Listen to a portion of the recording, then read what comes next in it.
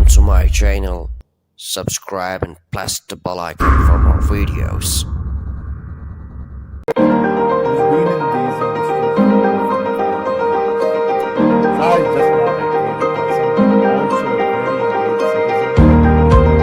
Joined today by Naseeruddin Shah, theatre actor, director, producer, and of course film actor, who's been in these industries for over 45 years. Shah is just not a creative person, but also a very engaged citizen who on occasion has really spoken his mind. Naseer, thank you for joining The Wire and giving us this interview. There is a lot of ferment in the country at the moment. You're seeing protests from citizens who are against the CAA and the NRC. You're seeing women coming out of the streets and sitting there for days on end in Shaheen Bagh. And now you have students who have come out to say that they will not let their educational institutions be subverted by the government's policies and actions. And despite state violence, in a manner of speaking, people have continued to pour out in the street, and the student leader was beaten up, but that has not dampened anyone's... accused of violence. I am accused of violence, but that's not dampened anyone's fervor. What do you make of this? I mean, what has happened suddenly that has brought people like this? The youth has suddenly risen. They've suddenly realized that they're being trampled upon. Just today I read in the papers there's 30,000 crore cut in the education budget. And we're spending on other things like redoing the NRC, which flopped totally according to the ruling party because it included several 100,000 Hindus as well. That's right. So, no, this can't be correct. We go over this whole futile exercise all over again. And then, of course, they have created the escape clause of the CAA, which is that if you are non-Muslim, you can apply for citizenship and it will be granted to you. The important thing that one notices, the first flaw that one notices in the CAA is that it excludes Muslims, which is not surprising. But I just did not expect the centre to be that blatant about it. What people haven't noticed is the more invidious side of it. Repression only happens in Islamic countries. Pakistan, Bangladesh, Afghanistan. No mention of Myanmar, no mention of Sri Lanka. Muslims have 15 other countries to go to. Hindus have only India. You expect a refugee who's running for his life, who's with his meager belongings, leaving behind, trying to outlive the trauma of leaving everything he owned and everything he loved, and trying to cross the border. You expect him to book a ticket for Jeddah? You expect him to go to the UAE or something? And it is deliberately singling out. And I'm not saying this as a Muslim because I have never thought of myself as a Muslim. You were saying that, you have never been told... I don't feel it's been an obstacle in any way. My brother served in the army all his life. Another brother served in a corporate. My father was in the government service, the provincial civil service. I have had uncles serving in the army, cousins, uncles serving in the police, others who've been government servants, deputy district magistrates and so on. None of us has ever felt our being Muslim to be any obstacle, and it has not been on my mind, the fact that I'm a Muslim. So I'm not saying this as a Muslim, and the fact that it's not only the Muslims who are protesting. Of course, the fact that in Assam the protests are for a different reason, in the other places in the Hindi heartland for a different reason. But I'm not saying this as a Muslim, but as a concerned citizen.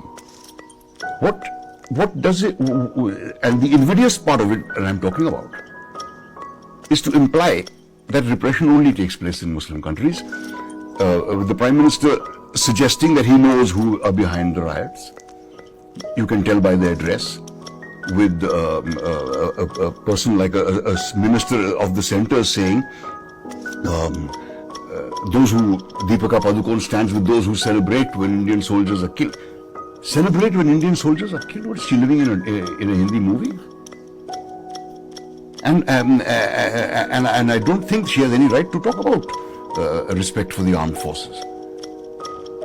He herself is a person who insulted a war veteran, a Vishish Seva Medal awardee, a person who was fighting the Battle of Longewala when she was in her diapers. And a person You are referring to? I'm referring to a retired Lieutenant General who rose to be Deputy Chief of the Army Staff. She would not think twice before insulting a person like that. And she talks of respect for the armed forces. Excuse me, ma'am. You have no business talking about respect for the armed forces. And the entire vilification, which is underhand of the Muslims, and the constant connection with Pakistan. This government just seems to be obsessed with Pakistan. Which the Indian Muslims are certainly not. And we are all supposed to be sympathetic to this enemy country. But you referred once or twice to say you're not talking as a Muslim. Why do you feel compelled to point out this? Has something changed where you suddenly are realizing or being told? I thought my passport, my voter identity card, my driver's license, my Aadhaar card would be enough to prove me an Indian. Does not the fact that 5 generations of my family are buried here? I've lived 70 years of my life here. I have served the country in whatever little way I could in the fields of education or in the environmental issues or social issues.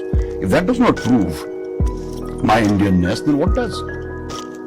And I don't have a birth certificate. I don't think I can produce one. I don't think many people I don't can. think many people can. So does that mean that we are all going to be excluded? And I do not need any reassurances that Muslims do not need to worry. I'm not worried.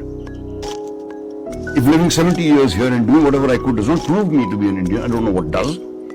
I'm not afraid. I'm not anxious. I am angry that such a law has been imposed on us.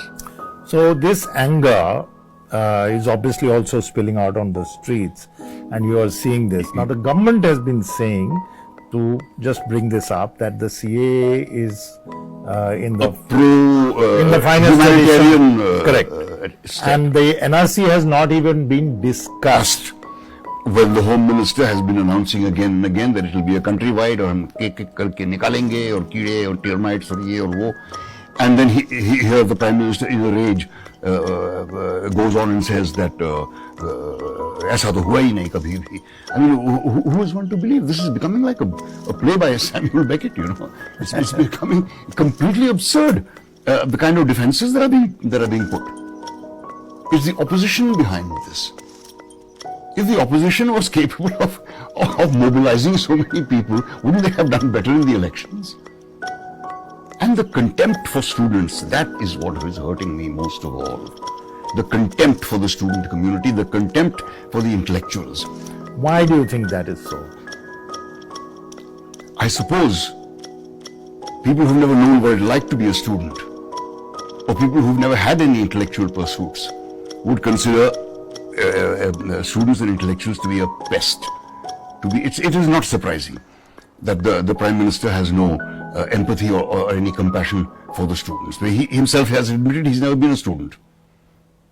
There is a video clip of him saying, before he became Prime Minister, that मैंने तो पढ़ाई की नहीं, which was considered a very charming and candid statement at that time. But in the light of all that's happened in the last 6 years, it acquires eerie proportions, the statement of his. And then, of course, this was before he got his doctorate in political science. Entire political science. Entire, which, like Anurag, I would be also very interested in having a look at. So having never been one of this community who feels responsible for the future of the country they're going to grow up in, how can you expect any empathy for the students from them? And the amazing turnaround of the Delhi police in the face of documentary evidence, video evidence. The people who are injured are blamed. When there is not a single shot or a photograph or a still of any of these students attacking anybody, all you see is visuals of the students being attacked. All you see is visuals of the police in the UP brutalizing people, passers-by. All you hear about is that people who've been dead 6 years are charged with an FIR for rioting. This is what is worrisome. This kind of an underhand kind of. There's also, when you see the students coming out on the streets, before JNU, which of course the present establishment just doesn't like for a variety of reasons. There was also this charge inside the Jamia library in Aligarh Muslim University, and the state responded with great ferocity against students. Yes. You mentioned empathy a few times. Empathy, even beyond the empathy for the student, seems to be lacking in the present climate, isn't it? Absolutely. If people of the ruling dispensation can say, we will shoot anti-CAA protesters, we will bury you alive if you protest against Modi. I mean, are we blaspheming? Are we wanting to become like our neighbor? That if you say anything against religion, you are sentenced to death here. You cannot say anything against the ruling party. And if you do, you're sentenced to death. And no one takes any action. These people are not even chastised for saying things like this. It's a well-known fact. The Prime Minister himself follows hate spewers on Twitter. Why he does that, he only knows. And this, the army of ignorant trolls who the BJP, who work the BJP's IT cell, they are the ones who are spewing this thing all around, and it's astounding. It's bewildering. Where did this all come from? Maybe the answer to that is, it's not among the youth. It is among people of my generation or a decade or two younger, who have been infected by the memetics of what they've heard as children. As a child, I heard hate stories about Hindus and Sikhs. I was born in 49, 50. As a child, I'm sure Sikh children heard hate stories about Muslims. This clouded us for a little while, and in school we did toss epithets at each other, but there was never ever anything followed up by action, or I don't remember ever getting into a fight over religion in school. I got into plenty of fights over, you stole my cricket ball, you used my cricket ball. And never felt discriminated. Never felt discriminated against, even though these religious insults were tossed around. But I guess somewhere in our psyches, these things have remained. The wounds inflicted on our parents' generation by the partition have somewhere affected us.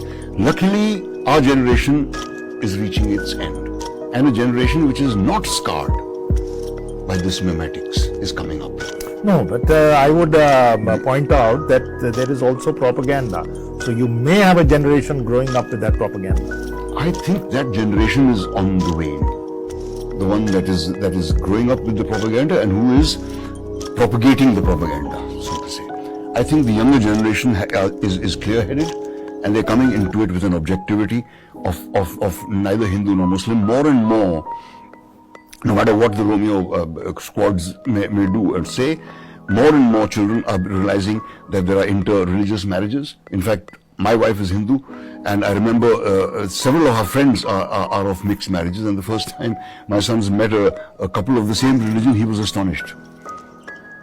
Saying, hey, wow, yeah, a Hindu married to a Hindu, that's interesting, This is when he was about 5 years old. So I think this generation is free of this baggage, and it is up to them to continue the battle while being cheered on. So this generation, if we take it to, let us say, specifically the film industry, a lot of the opposition to what's going on, to the government really, has come from young actors and the younger writers and the directors. The younger directors. I think these people have more courage and less to lose than the established figures. And as far as the established figures are concerned, it's understandable why they don't speak up. But one does wonder, how much do they have to lose? Endorsements? Yeah. Haven't you made enough to last you 7 generations? I mean, this is like that line of Gibran that is not dread of thirst when your well is full, the thirst that is unquenchable. It does seem to be like that. loss of popularity.